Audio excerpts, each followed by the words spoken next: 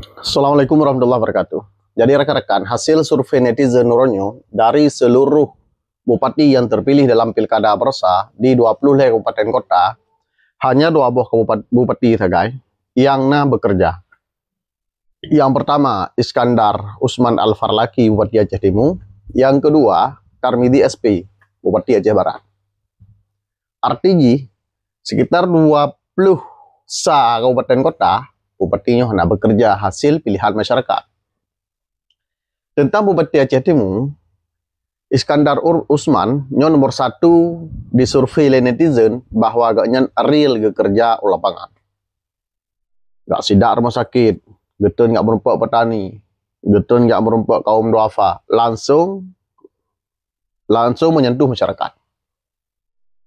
Teman pu yang kerja oleh Iskandar Usman, salah saboji yaitu gesidak rumah sakit nyo yang cukup real, karenanya memang pelayanan publik yang memang harus ditingkatkan nyo di seluruh kabupaten kota di Aceh. Jika kita lihat video rekan. Ini GD. Assalamualaikum. Assalamualaikum. Ini kunci masih terus masyarakat. Anjing damang. Ini kunci. Assalamualaikum. Tahu piket? Pada piket? Lero.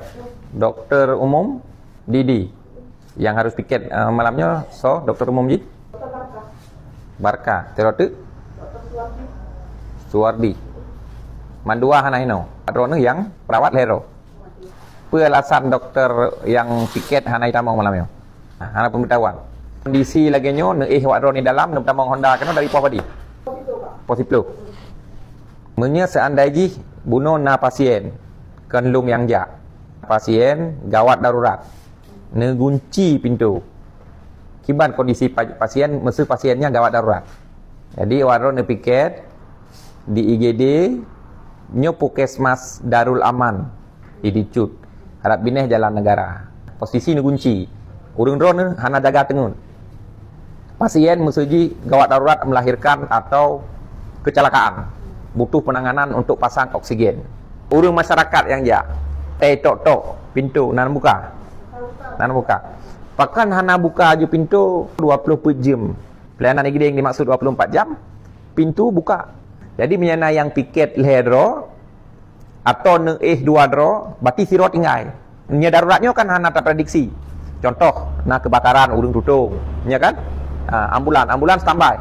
Supir ambulan, supir ambulan. Pedron ingin apa? Samping. Okey, kondisi ambulan good. Jadi untuk ukurnya beberapa beknali model gunci-gunci. Dalam aturan IGD-nya aktif 24 jam.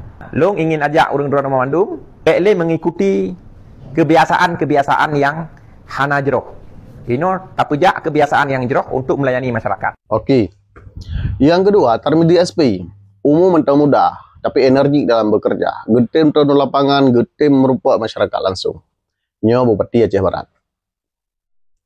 Dan juga Sabah Bupati yang punya program dan punya program untuk membangun kabupaten dan juga ganyan behe untuk melawan segala bentuk perusahaan-perusahaan yang dianggap mengganggu lingkungan dan masyarakat. Yang hanya ingin yakcok hasil segai di daerahnya. Bahkan pernah dipolisikan. Tapi beliau hana gentar. Jika kalian video yang kedua, Bupati Aceh Barat, Tarmidi SP. Nyo rekan-rekan, saat Bupati Tarmidi SP diterima salah siro warga disabilitas. Yang gejak langsungkan tu, mungkin ya merumpak dengan Pak Tarmizi. Dan kan cuman di uro-uro biasa, nyo bahkan gejakkan tu Bupati, gejakkan tu urungnya, yaitu Bakwate Uropri. Menyerap begah di Aceh cukup jarang pejabat yang getim melayani masyarakat Wate Uropri.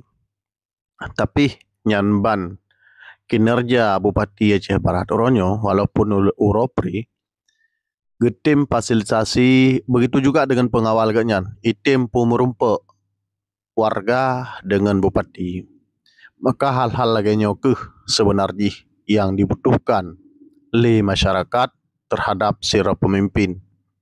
Jadi kan hanya bekerja ba oro-oro biasa, tapi siap melayani masyarakat kapanpun.